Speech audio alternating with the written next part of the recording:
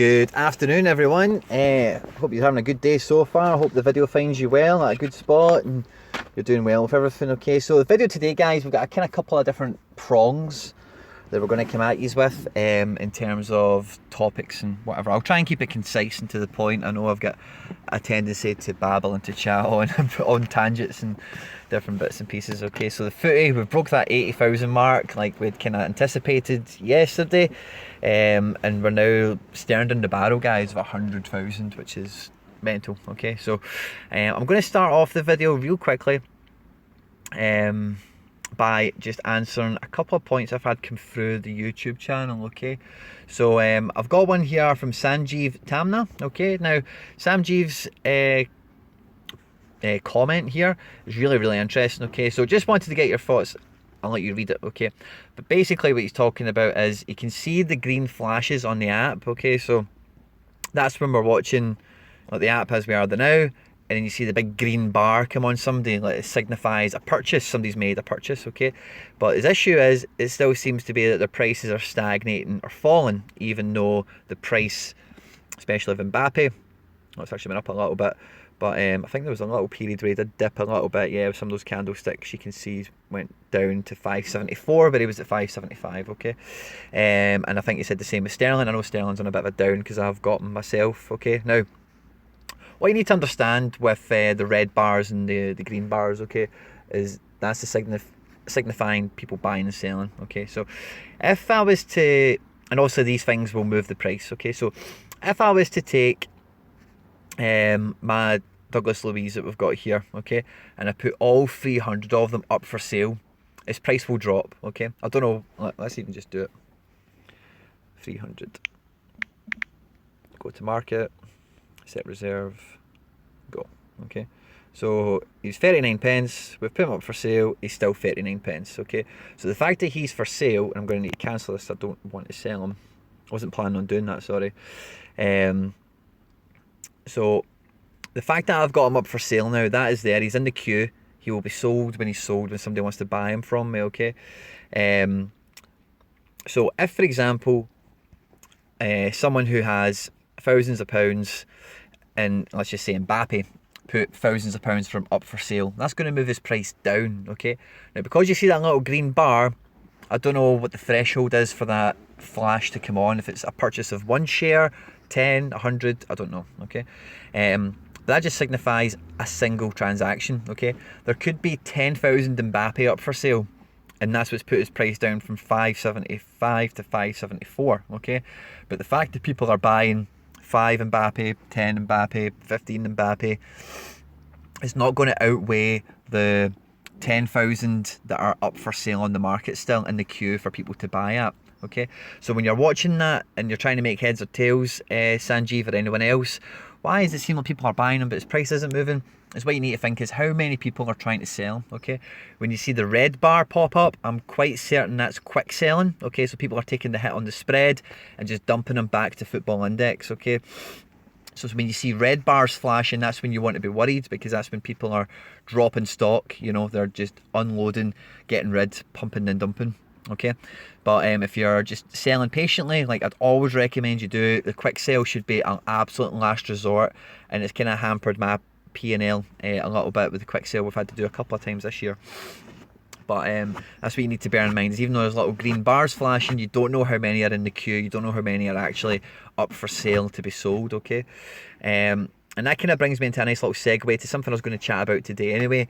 But with the recent boom we've had, guys, okay, you need to have a look at your portfolio and then really, I'm just going to do highest price. Okay, you need to really think about who's still got more movement in them, who's stagnated, your strategy, has it changed, is there money, is there opportunity somewhere else you want to take advantage of. Okay, so I bought 10 Phil Foden pre-split, 10 Phil Foden pre-split, and we bought some Sterling pre-split, and obviously we've had Ericsson like since January, forever, right? So with the split going on and everyone popping and the prices moving up, I see the opportunity myself to release. I only bought Foden for a quick turnaround. Okay, Foden's still attractive, and you know, if you want to go buy him, you'll still make money on him. I'm not really getting much doubt about that. But your positions, you have your own time scale in it. The time you want to buy and sell is not the time that everyone else wants to buy and sell necessarily. Okay, so I've done that. I've then scoured the market. I've had a look at Hazard, who's dropped by a pence today, and he hasn't, you know, the split, when was it? Today's the 27th, so the split happened into the 26th. So as you can see, he didn't really move on the 26th. He's flat there, you know, he's not really changed price. Okay, so he's still got another pop in him. So I'm taking money out of profitable positions and I'm putting it into a safe position that has another pop to go, has another rise to have. Okay, and I would advise you to look at your portfolio and really think the same way.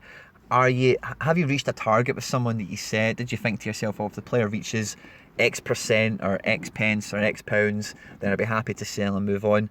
And don't get too enticed by all this green that you see on your own portfolio. Oh, Van Dijk plus 100, Sterling plus 50, you know, all this stuff as well, guys, because it means nothing. It means absolutely nothing until you sell them. Okay, and we've had great examples of this previously in the channel that I'm not going to dive into. Okay, but that's just a little kind of segue. With the market popping the way it has, I really strongly recommend you take advantage of some of the profit you've got on the table and either withdraw it and have some fun with your money. Go buy yourself a present, go take yourself out for a few drinks, take your partner out, whatever, or reinvest it in the market if you've seen another position you've been kind of eyeing up and you fancy, and the circumstances around why you fancy them hasn't changed. You may want to move on them. It's entirely up to you. Okay, it would be foolish, and I'll say it again, it would be foolish to have all this profit in your portfolio and not take an opportunity on some of it, to release that profit, realize profit, withdraw it, reinvest it, do whatever. Okay, so I've done that with some things. I've not done it with a lot. I've done it with some things. You know, I still see more potential in some of this portfolio to move, and that's why I've not sold these ones. I've sold those ones, you know, because as I explained to you, Foden was going to be a quick turnaround for the split, and Ericsson, I was just glad to see him get to the point he'd got to, and I was glad to sell him off. He's still got another bit of movement in him. I think he could get to £2. Depending on how the newspapers go with speculating him with Real Madrid, that's very much on the cards. Okay. The other comment on YouTube I wanted to touch on real quickly was from Jamie Baker, sorry, here. Okay, so what Jamie's saying is he's lost £150. And Jamie, if you're watching this, can you clarify when you mean you've lost 150? So you see mine there says 183. Has that went down 150? Or is it your cost? You know, the one I've got there, 1407, is that went down 150? That's really what makes more sense to me. But it's showing that I'm 394 up. A few of my mates are saying what's going on. And again, I've put a little response there. It's kind of hard to tell without knowing the ins and outs. Okay, I did cover this, guys, on one of the earlier videos with the prices readjusting. And if you look at your transaction history, I found this interesting when I noticed it myself. Where is it? The split. Yeah. So when they've reconfigured everything, look, that's my whole portfolio, unknown, just been requantified into, you know, dividing everything by 3 and then putting it back into my portfolio. Okay, so this is what you want to be looking at if it's come off your cost value. Has just the reconfiguration of your shares, of your holdings. It's just changed the figure. And like I said to you guys, these figures on this page, they don't mean very much. The page you want to be paying attention to is your transaction history on the website. It tells you your net deposits. That's the real figure you need to be keeping a track of. Okay. Okay, cool. So what I actually wanted to talk to you about today, okay, is the next month ahead. Okay, so we're at a lovely date. Today's the 27th of March. Okay, now, as we know, the dividend yield on average has been increased, and that's where a lot of the market is now paying its attention to. Okay, so the first 30 days you buy somebody, you're entitled to earn in-play dividends, IPDs, for goals, assists and clean sheets, depending on who we're talking about. Okay, and because of the date it is today, 27th of March, if you have a look at the Premier League, and we'll have a look at the other leagues as well. So if you buy today, you've then got round 32, round 33. If you've got Spurs and Chelsea, you've also got games that have been rearranged in there. Round 33, round 34, 35, some more games rearranged, but still more games, you know, anyway. And then 36 is where you get to. Okay, so you get 4 match rounds, plus a bunch of rescheduled stuff down to cup fixtures, European commitments, whatever. So there's a lot of games in the next 30 days domestically, and some of these teams are still in Europe, Europa League and Champions League. Okay, if we have a look at France, it'll be very similar. We get to a nice weekend here, so we got around 30, 31, 32, 33, and then we get to 34. They're all on the one day. Oh, that's quite nice. So you may want to wait till tomorrow if you're buying somebody for France. Okay, wait till tomorrow. But then you get the most out your match day. You get the most out that first 30-day cycle. Okay, you could probably still buy them actually today. How many days is it in March? 31. I can't remember. Oh, you might need. Yeah, you need to look at the calendar, guys. But my point is the way the match days are lined up with the dates of everything. We're at a really nice point now to have your portfolio set up to earn matchday dividends, goals and assists. And I say with the Bundesliga it works out quite nicely as well.